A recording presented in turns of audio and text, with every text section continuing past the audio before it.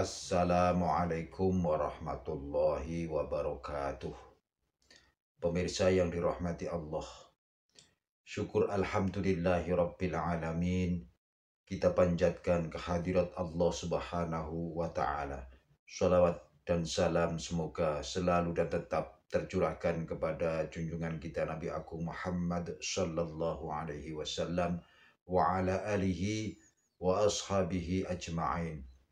Pemirsa yang dirahmati Allah, marilah kita sama-sama ikuti dawuh-dawuh dari Hadratus Syekh Kiai Haji Bahauddin Nur Salim.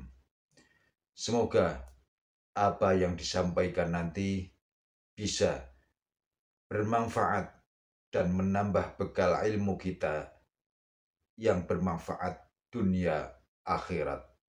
Amin, amin, ya rabbal alamin. Saya melihat bahwa kita ini sudah subjek, bukan objek.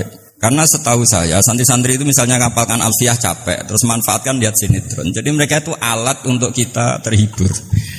Bukan kita diperalat sinetron, tapi kita memperalat sinetron. Misalnya tadi beliau cerita bapak-bapak jadi korban karena ibu-ibu melihat bapak-bapak yang ganteng pakai jas uangnya banyak. Sebetulnya ibu-ibu juga jadi korban karena nggak secantik yang di TV. jadi ini penting saya ketahui. Begitu juga melihat Real Madrid misalnya. Kita ini kalau ngidolakan pemain lokal, kan datangkan pelatih, ngelatih itu mahal, bikin stadion mahal. Mendingan ngidolakan yang sudah jadi. Lagi-lagi mereka kita jadikan objek dari keinginan kita yang nggak mau repot-repot ya beli yang instan itu. Jadi ini mungkin yang saya beda dengan beliau. Saya ini sering ketemu para dokter, para profesor di Jogja. Bahkan saya bikin komunitas grup diskusi kematian. Itu profesor-profesor yang mau mati itu sering diskusi sama saya. Kenapa ini penting? Karena mereka bilang gini, Pak Bahak, dunia ini pasti kita tinggalkan saja, perumusnya banyak. Masa kematian yang kita song-song nggak ada perumusnya gitu. Makanya kita bikin tim perumus kematian. Terus saya bilang ini bedanya profesor sama intelektual. Kalau intelektual itu diskusikan yang profan, dunia itu profan, nanti habis. Kalau kematian itu abadi. Maka untuk orang jadi profesor sarannya harus tahu tentang kematian. Dari provokasi ini banyak teman-teman diskusi kematian ini. Ini penting saya utarakan karena dunia apapun hebatnya seperti yang dipandang Mas Hakim bisa dibalik juga. Misalnya orang bilang Israel gak bisa dikalahkan. Sebetulnya hingga sekarang pun Palestina gak bisa dikalahkan. Hebatnya apa Israel? Nyatanya gak bisa menghilangkan Palestina. Paling di Google dihapus itu saja. Sama. Apa sih hebatnya punya TV banyak, pemirsanya banyak? Sebetulnya TV itu menggantung banyak pemirsa. Dan itu kita. Sebetulnya mereka yang bergantung kita, apa kita yang bergantung mereka? Zaman ibu-ibu belum ada sinetron, mereka terhibur, ngerasani tonggo, petanan, macam-macam. Artinya punya cara untuk hiburan.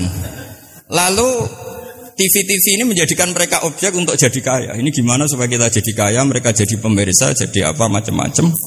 Jadilah kita objek. Tapi karena kita orang pinter, ibu-ibu pinter, sebenarnya TV mereka subjek juga ibu-ibu. Delok bojone ra ganteng ya delok yang di TV kan gitu. Jadi ini pembanding saja karena ini acaranya seminar, nanti eksekutornya yang penasehnya Gus Zofur, muharirnya ini nanti itu. Jadi menurut saya ini saya seperti pesan Gus Iid, kita sirsan saja, serius tapi santai. Karena setahu saya sering diskusi sama Gus Zofur. Kemarin diskusi tentang waktu di Denmark di Eropa itu disamakan, dikonversi waktu yang ada Katulistiwa. Apa setiap negara punya aturannya sendiri? Karena Denmark itu ada masa tertentu yang siang itu sampai 3 bulan. Sampai sekarang saya sering diskusi sama beliau tentang itu, terus tentang Mina Jadid, tentang macam-macam lah. Setahu saya begini ya, pernah ada guyonan di beberapa ulama. Pernah dipertanyakan, cengkeh itu kan wangi, sehingga kalau kue tar itu dikasih cengkeh. Oke, kita sepakat dalam konteks bikin kue tar itu cengkeh dikategorikan pewangi. Lalu kategorinya adalah pewangi. Pertanyaannya berarti kalau orang haji, ikhram, merokok itu wajib bayar dam karena pakai pewangi. Itu hampir putus. Karena dikonsensus oleh ahli-ahli pakar kue itu termasuk kategori pewangi. Tapi ketika ada pembanding ini Mas, ini pentingnya pembanding. Lalu berarti orang Jumatan disunatkan rokok, kan harus pakai kesunatannya kan pakai pewangi gitu. Nyatanya tuntas juga, nggak jadi. Akhirnya keputusan itu udah jadi. Jadi kalau saya ditanya Gus Barok, cara ngelawan apa hegemoni Barat atau derasnya media massa, ya sudah kalau nggak punya kan nggak keserang. Makanya saya nggak punya gitu. Jadi orang susah ada gelombang pornografi kan karena lihat. Gus Barok mungkin lihat sehingga merasa ada gelombang pornografi. Lah saya kan tidak punya, makanya saya nggak serang. Karena dulu ngaji saya itu Darul Mafasid Muqaddamun ala Jalbil Masoleh. Kalau disara-saran saddan lidharo'e, kalau rawan bahaya ya tidak usah. Ya saya kira gitu, kira-kira alasan saya selain mungkin saya tidak kuat beli Gus Barok gitu. Tapi kan tidak pantas saya termasuk orang yang dianggap keren terus nggak kelar itu, tidak mampu beli. Tapi yang saya mencintai anak-anak Anwar karena alma mater dengan kita, dan nanti kalau misalnya ada tanya jawab ya biasa saja seperti dulu. Anda tidak harus yakin saya benar, meskipun Anda jangan yakin pendapat Anda benar.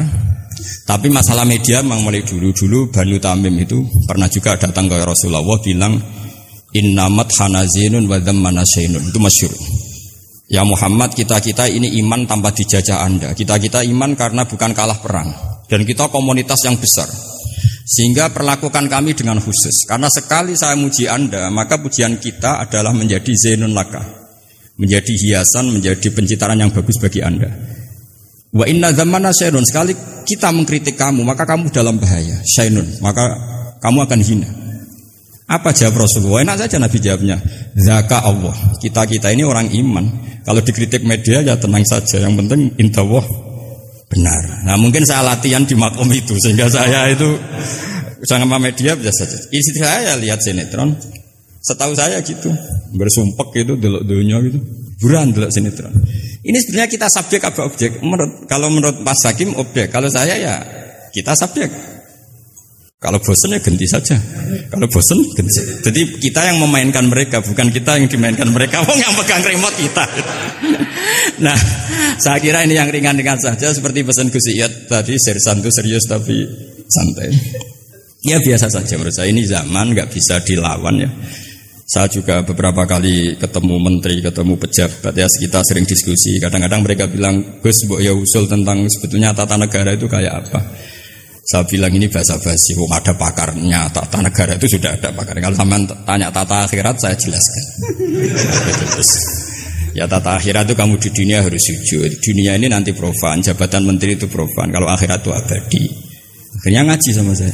Enggak bab itu, tapi ini penting. Bagaimanapun kita umatnya Nabi yang diamanati menyelamatkan umat ini sampai dunia akhirat. Kalau yang di dunia sudah ada spesialis ya kita terima. Bagaimanapun orang Islam itu kalau bisa ya di dunia hasanah. Tapi yang sudah agak-agak berKTP akhirat kayak saya jangan dipaksa. Ini penting ya, karena memang ayatnya wafil akhirati hasanah. Jadi kita tidak boleh hanya bicara kompetisi antar TV macam-macam. Kalau antar program pengajian mau saya, karena itu. Ya saya kira demikian, ini penting ya pembanding itu. Karena saya punya cerita ya, betapa Rasulullah SAW ini sangat-sangat akademik ya. Saya punya cerita agak serius. Setelah ini selesai, saya ini terakhir Gus Barok. Suatu saat ada seorang sahabat, ini yang disetujui atau diamini oleh para ahli tafsir. Dia perang gitu atau ditugaskan ke Nabi itu. Di kitab saya sahabat itu namanya Muhallam bin Jassamah. Saya nggak tahu kalau nama itu di kitab Anda karena beda kitab namanya beda. Dulu itu kalau saya jago Tyson, kok Tyson kalah, oh di TV saya Tyson menang gitu. Tapi semenjak ada real time katanya nggak mungkin nanti. Kalau Tyson menang ya menang semua. Tapi kalau kitab itu beda. Di ayat idza darabtum fi sabilillahi fatabayyanu itu. Kemudian Muhallam bin Jassamah ini membunuh satu orang. Di kitab saya namanya itu Amir bin Atbad. Setelah dibunuh, padahal orang ini setelah terdesak melafadzkan la ilaha illallah Muhammadur Rasulullah. Dalihnya ini kan tentang informasi juga ya, ini kaitannya masih informasi, saya bukan menyempal dari tema. Ditanya sama Rasulullah, kenapa kamu tetap bunuh padahal dia sudah melafadzkan la ilaha illallah? Kata dia, innama qalaha muta'awwidzan, dia melafadzkan itu karena muta'awwidzan saja, ingin berlindung dari serangan kita. Kata Nabi masih Ya Nabi itu kan nggak mudah terpancing emosi. Halla syaqaqta an batnik. Mbok kamu bedal ya, atau kamu bedah lah. Hatinya isinya kayak apa? Si mulaham tadi masih balik loh. Ya Rasulullah, lau syaqaqtu batnahu akuntu a'lamu ma fi qalbi.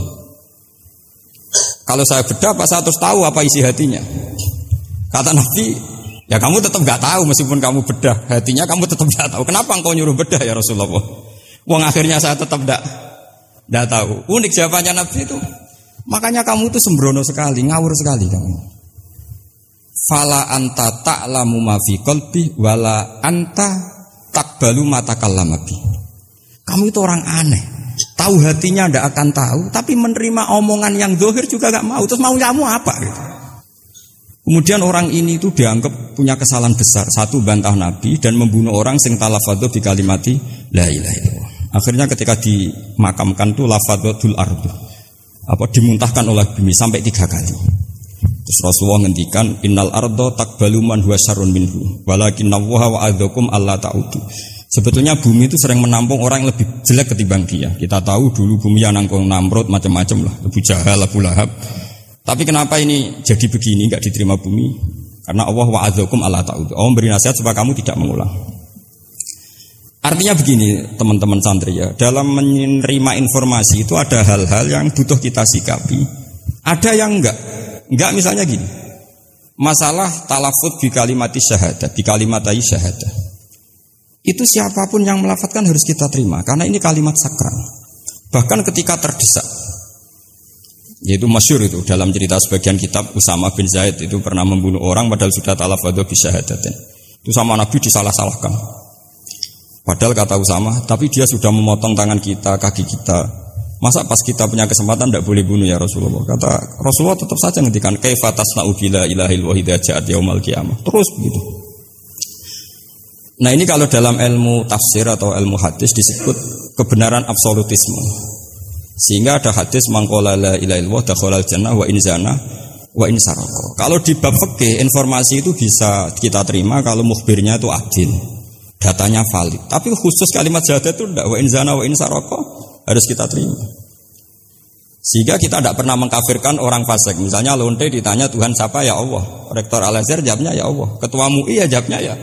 Jangan karena misalnya copet bilang Tuhan itu Allah terus MUI bilang wah saya tak jawab yang lain lah nanti sama gitu. Nah saya pernah ditanya sama dosen di Jogja, Pak Bahak kenapa ada kata wa in zana wa in saroko? Kesannya itu Islam membolehkan zina. Terus saya bilang ini contoh absolutisme kebenaran. Jadi kalau kebenaran itu absolut kita terima dari siapa saja. Tukang becak ngomong dapat 2 tambah 2 ya 4. Lonte bilang 4, pakar matematika 4, rektor UGM nanti ya bilang 4. Sama. La ilaha illallah itu kalimat yang absolut. Sehingga di TV misalnya, apapun TV Yahudi atau TV Nasrani, kalau programnya itu benar menerangkan kebenaran, meskipun mereka niatnya bisnis, tapi kalau kalimat itu kalimat yang benar ya mau tidak mau kita terima. Terus kedua, ada informasi yang kita sikapi dalam suasana genting. Kayak zaman perang Uhud, ada isu bahwa Rasulullah itu kutilah, dibunuh. Kemudian ini melemahkan para orang Ansor dan Muhajirin atau Muhajirin dan Ansor. Terus kata Rasulullah, Umar, ajibu, kamu harus menjawab bahwa saya masih. Akhirnya Umar berteriak keras bahwa Rasulullah itu masih hidup. Ini contoh-contoh informasi yang secepatnya harus dijawab. Terus ketiga, informasi yang nggak penting dijawab karena memang sudah hoax, sudah sampah. Misalnya gini, orang melihat di TV infotainment itu nggak pernah yakin kok benar apa enggak. Ibu-ibu itu butuh hiburan, melupakan suaminya, utangnya, macam-macamnya. Makanya saya bilang, ibu-ibu ini subjek, bukan objek. Jadi ini yang saya beda dengan Mas Hakim. Tentu saya punya sisi kesalahan karena saya juga nggak perlu akurat, karena ini tidak bidang saya. Tapi cukup jadi pembanding. Karena ini menyangkut harga diri Mas Hakim. Kesannya kalau kita objek kan kita ini kayak orang bodoh yang diatur-atur gitu. Tapi kalau subjek kan keren gitu. Karena ya saya kira demikian. Assalamualaikum warahmatullahi wabarakatuh.